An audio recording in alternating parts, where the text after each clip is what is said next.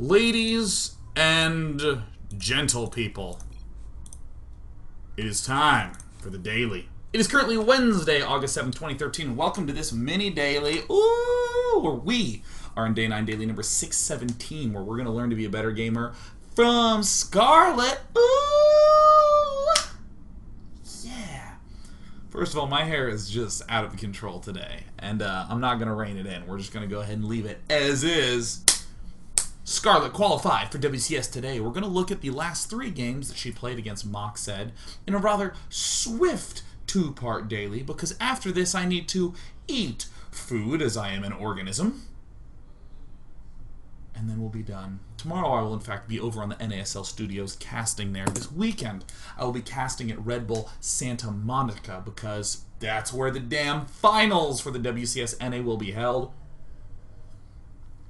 And in addition to all that, this Friday I'll be playing XCOM Enemy Unknown. Oh yes, Scarlett, the Queen of Blades. Can't wait to analyze it. Let's hop into it. And we're not going to preempt anything. We're literally going to go directly into the games because, believe it or not, we're going to do it straight up cold. We're going to be watching things from Scarlett's point of view, largely. Macsed, the second player to qualify from this group. Very interesting group. Of course, seeing the fact that God, for the life of me, I can't remember who the other player was. Who's the other player? It was Revival versus, oh, that's right, Sage. In a group with 2 Koreans, a Chinese, and a Canadian. None of the Koreans advanced. What? What? What? So that was good stuff. Scarlett with the mannered good luck. Now, the games that we saw in the round of 32 from Scarlett all involved fast speed. Without any real scouting of the opponent. In fact, Scarlett, we're going to go ahead and un-alt F it. Just did it blind. This is a map, however, where I think that it's completely reasonable to do this sort of thing. Completely reasonable to go for the hatch first. There's not a lot of super annoying cannon spaces, and in particular, any cannoning you do doesn't prevent you from going to these other very juicy expansions on the outskirts. A lot of players like Cats will opt to go for this sort of hatch first, knowing full well that a cannon would be totally easy and straightforward to deal with. Always the big question on my mind whenever I see someone go hatch first is it going to go geyser or spawning pool first? A lot of players like to hedge against the fast in-base play, but indeed, Scarlett sees the fast in-base play. Now, I'm just going to say right here and now, there's a whole new slew of timings that are coming on up with this fast here one-base play. The biggest one is the warp gate timings. I'm trying to think if there's anything else. I mean, the reason that the warp gate timing is so significant on a one-base is that it's the only thing that you can actually do differently. Allow me to demonstrate this via contrast. If a player early expands and throws down the Robo facility in order to get some Immortals out for an Immortal Sentry all in, what makes it so good? The sentries and the warp gates warping in. There's only 3 Immortals. If we went for a fast Cyber Core on one base and got really fast Immortals, we would have 3 sentries and no units, and we'd attack and die to only Zerglings. It would be terrible. Imagine if we got a Void Ray out super duper duper duper fast. Would not be very strong because a 2-basing Zerg would have Queens up, would easily out-tech us. If you are going for a 1-gate opening, the only 2 things that you can really do much faster are Warp Gate and Dark Templar, and that's about it. That's about it. That's about it. So we now have a whole bunch of other annoying harass, plus warp gates to deal with, and the money time is 6:30. We're going to go ahead and hop back into the game and think about it. The money timing is 6:30. If I see a Zealot here as Zerg, I'm not going to be reading into that too much. This looks like someone who's going to start a Zealot and cancel Zealot. I'm not going to worry about it, but I'm already surprised, for instance, right now, to be seeing, wow, absolutely no gas done yet. Why is that? From the moment the geyser starts to the second metabolic boost finishes is 3 minutes. So why would we not get our gas up early. We want our gas up early so that way we can have all the speedlings for that 6:30 push. And yet we see nothing out of Scarlett. Which is fine. I'm not saying it's necessarily wrong, but what I am saying is that there needs to be an explanation. One thing that's kind of cool to see out of Macsed is actually going for Mothership Core before Nexus. Almost all players throw down this Nexus and then build the Mothership Core, but opting to do a little bit of reversal. Then Scarlett goes for the double gas at 4:30. This, to me, just screams layer tech. I want my layer tech up. I'll be winning with that. Spotting everything that's going on down at the front, we can kind of easily see via addition that Warp Gate is about a minute away. 6:30 is a little over a minute away. Yeah, day 9. You certainly don't lie about them timings. Certainly don't lie. Stargates are not going to come any faster. Immortal play is not really going to come any faster. It's really the Warp Gates that are the big thing that will be coming faster. So it's not untypical to see a player throw down this many duders. And in fact, in the Macsed cam, he amazingly has not yet scooted Oot. So great. Scarlett is trying to win via very fast tech. And, ooh, this is cool. Now, if you got the chance to see a couple dailies ago, you saw me talking a lot about Scarlett going for this extractor pool opening or 10 pool, just fast lings to deny this fast expo. And then Scarlett followed it up by going for lings and infestors, and then soon enough teching all the way up. In this game, we're seeing an early expand, reasonably early gases, and dumping into the same mid-game. This is a super critical concept, just known as mid-game convergence, which is that you have all the different ways you can die early on, and you kind of want to have a goal that you're dumping into. And this allows you to do a wide variety of different openings, to mess with your opponent in a wide variety of ways, and to really have one well-practiced mid-game that you're dumping up on into. So I like this play a lot. I like the coordination. Ooh. Looks like a warp prism will be the choice. So at this point in time, what did we talk about? 6:30 is when Warp Gate got done. So if our opponent wanted to do some aggressive warp gating tactics, he would have begun sending those zealots in right now.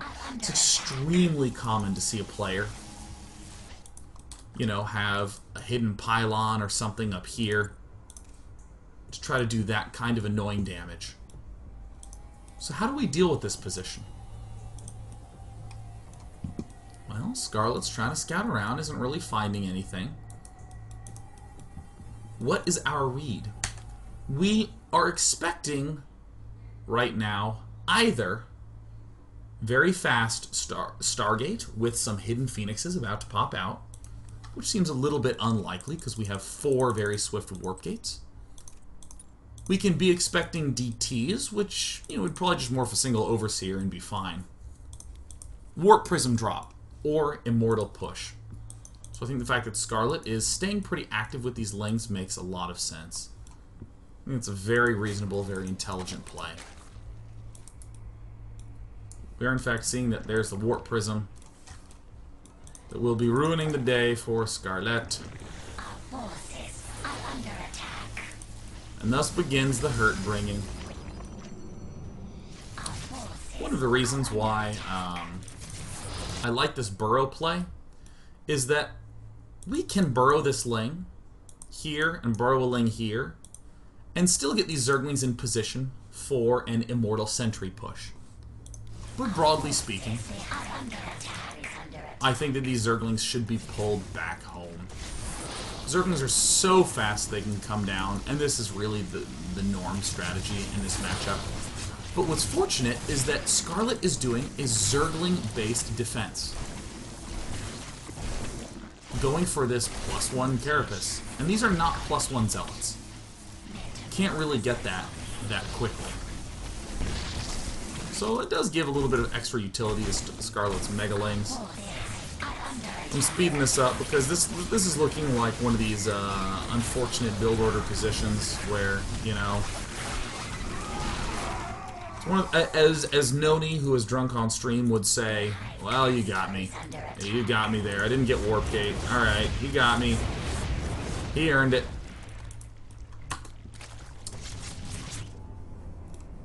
And we, alas, are in one of these situations where we're clearly playing from behind. So what do? I'll actually just begin to analyze this. You're seeing me kind of go at warp speed. That's because we're going to get through 3 games in 2 parts. What an efficient daily. Just Call Me Steve says something completely reasonable. Says, I would GG out right now. Let's talk about that. Your opponent just went for an aggressive Warp Prism Zealot play. He's burned a lot of minerals. He probably has a lot of sentries in this. So what do he do? With the number of sentries that we're going to be seeing Macsed make, with that number of sentries, he's not going to have a lot of gas to do much else. Probably would not expect to see really any Colossus or any other tech. Especially because I haven't seen an expand yet. So I think this is a very reasonable play from Scarlett. Just darting on in. This is the Overlord that was there, morphing on in, just trying to see what is up. We'll be up against some sort of Blink Immortal, or just, you know, plus upgrade Immortal push. So this is where, if I were Scarlett, I would just go low econ. I think going for this Hive is a reasonable enough play. But I think that in addition to going for this Hive, when it's done, what should we do? Just Adrenal Glands and +3. I don't see any reason to be going for Ultralisks. That's perfectly acceptable enough of a Hive tech maneuver. And Scarlett finds herself in a terrible position. Chinese Protoss for blind. GG. So things started off not so good. Things started off as many would anticipate the Chinese Protosses who are doing Chinese meta, which is in fact not a brand new episode by Artosis. It is in fact the style of gameplay that no one really knows about. The Chinese servers tend to be pretty hidden away from all others. No one really can get a good sense of what's going on in there. And Macsed brings the noise.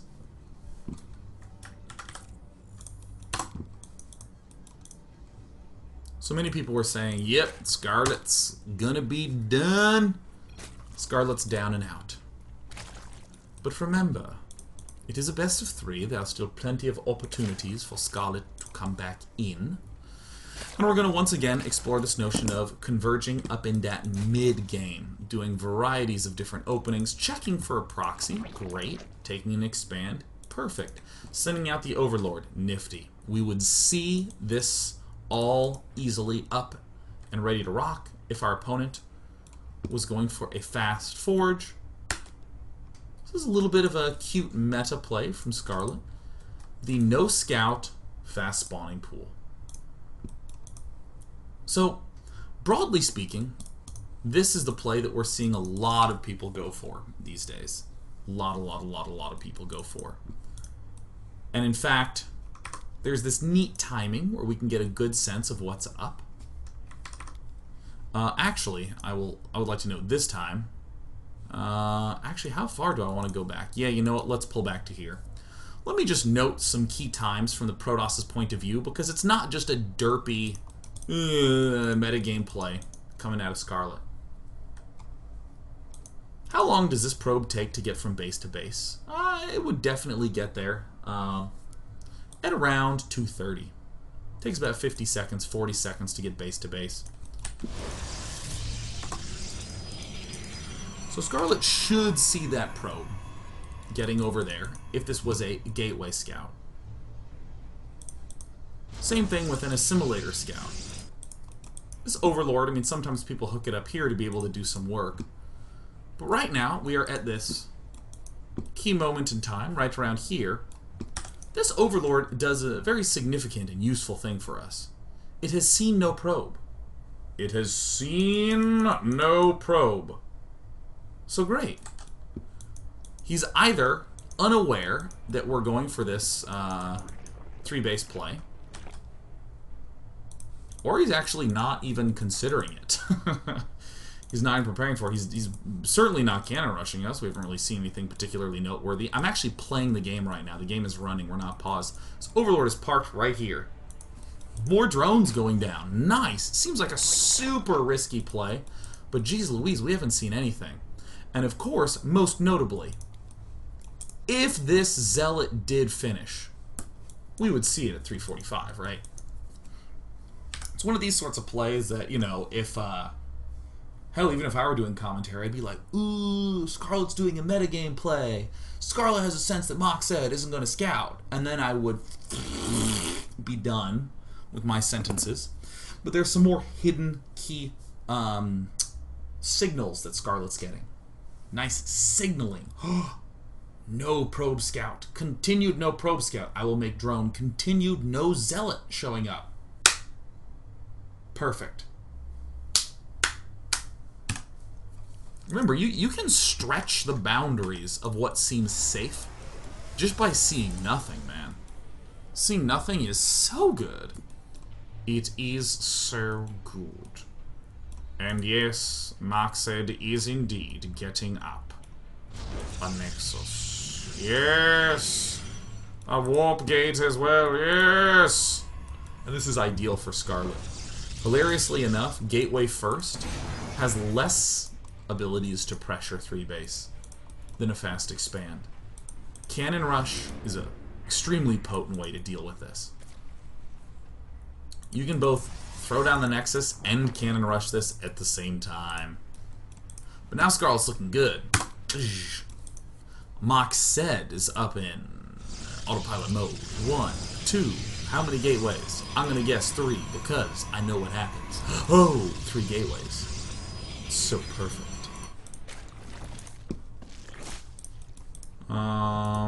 Yeah, so things I would say were pretty excellent for Scarlett, pretty kick-ass. We're seeing yet again one of the more common maneuvers out of the Protoss players, going straight for the Stargate. But here's another little funky maneuver. Almost always, rewound too much, forgive me. Almost always Zerg players go for double gas at 6 minutes, even if they do get up this very, very early third. And yet Scarlett does something funky. Double gas at around 5 minutes. A full minute early. But why? Why? It makes no sense. It is so confusing. I would just broadly say that this is because the Roach mass-up style is not the money style anymore. Scarlett, why getting such an early Roach Warren? Because, damn it, there's 3 freaking gateways. You heard me talk about this in the last segment. 6:30 is the big time. 6:30 is when we're worried about things coming in, so normally we get Zergling speed to deal with this. Woo, we don't have Zergling speed because we just started gas, so we will make sure we have a Roach Warren done by 6:30. Builds become a lot more clear if you know his timings, more so than your timings. So another queen's getting produced to join the creep spread between these 2 positions. I'm under attack. And as this extremely loud plane crosses overhead, we will see Scarlett begin to dump towards that oh so sexy mid-game. Well, since I don't see any attacking, let me get speed. Well, since I still don't see any attacking, let me get that layer up. Oh, well, since I see a Phoenix, you know what? You know what? I think this +1 Zergling mid-game strikes me as a good old chap. So I will just, damn it, do it, damn it. Here it comes. +1, yeah. We're going to be up against something a little bit different. Scarlett now knows she's up on against Phoenix. Do note that we still have the ability to go, if we didn't see Phoenix, we still have the ability to go for the +1 melee attack and go for the Infestor Zergling play. Extremely good against a dude who loves to go for all them fast immortal stuffs. Zergling Infestor is amazing against that. However, since we do see some Phoenixing, ooh, nice physics effects. Did I turn those up to high? Oh, yeah. Look at that. Extreme physics. Look at this. Medium, medium, medium, medium. We have these on high. That's nice. Medium. Extreme. Yes. I know where the good are at. So we see this very common answer to air. Now, I want you to note that we can still perceive this in the frame of that old Zergling Infestor strategy. I will actually advocate very, very aggressively for you to pick a convergence point and to keep trying to wiggle back to it.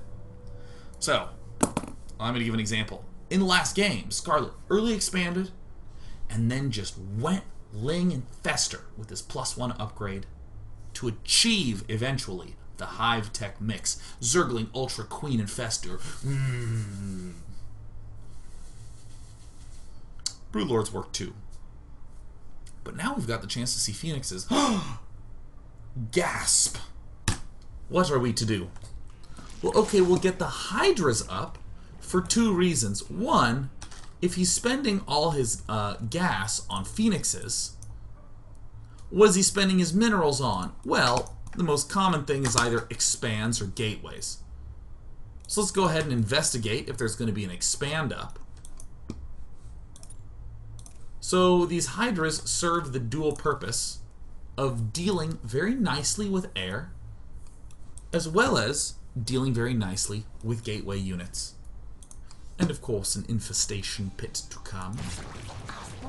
I'm not going too in-depth on the gas timings because I'm a butt.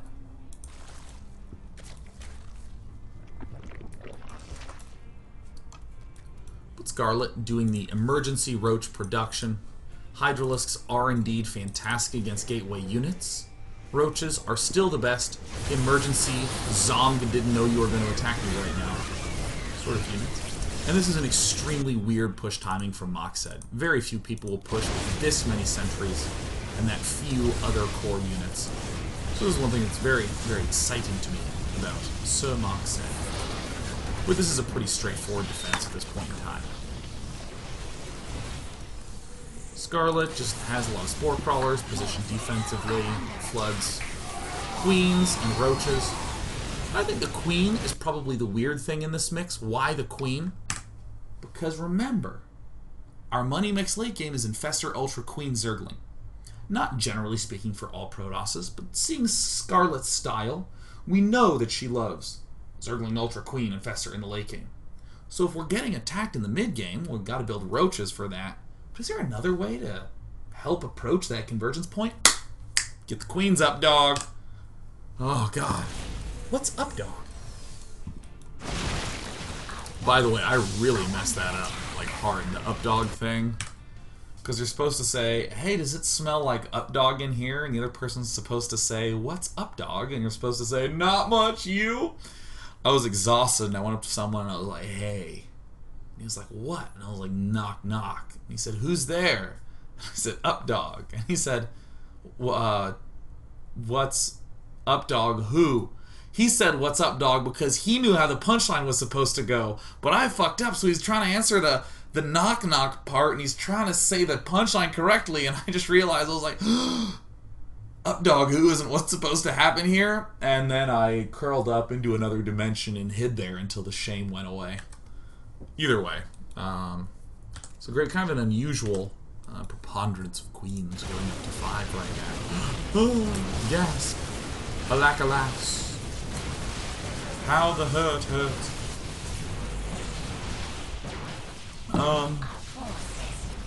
This looks like a close defense, but this is a pretty straightforward defense. Once stalkers show up, Protoss is declaring, dude, I do not want to ever tech ever. I want to burn all my gas on trying to win right now. So this is fine. This is a totally fine circumstance.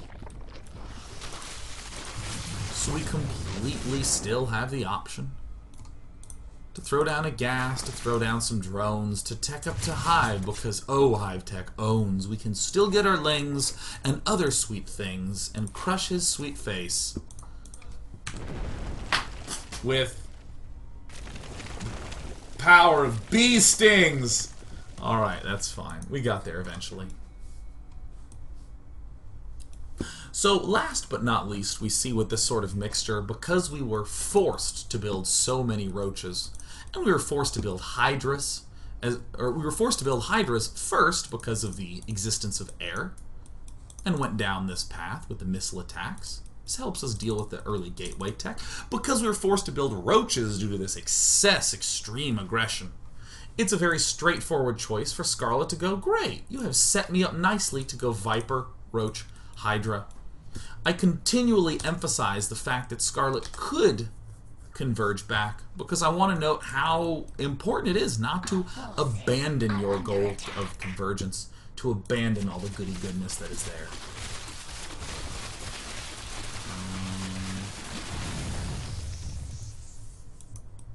God, I love these mini dailies, man. It's so efficient. These so efficacients. Lings and roaches and vipers that broaches the enemy lines. This is easy at this point. This is easy, man. There's an expansion going down. Easy. Getting upgrades. No problem. I threw down another evolution chamber here because I'm awesome. And problem does rhyme with awesome if you force it. And all of a sudden, yoink, yoink. This is a pretty nice, straightforward game. Easy peasy. After Le Défense. Whoa, whoa. Let's look at my achievements. Now, when we come back, we're going to watch the 35-minute game between Scarlett and Macsed, because right now we know that they're tied 1-1. Woo! And let's see what happens.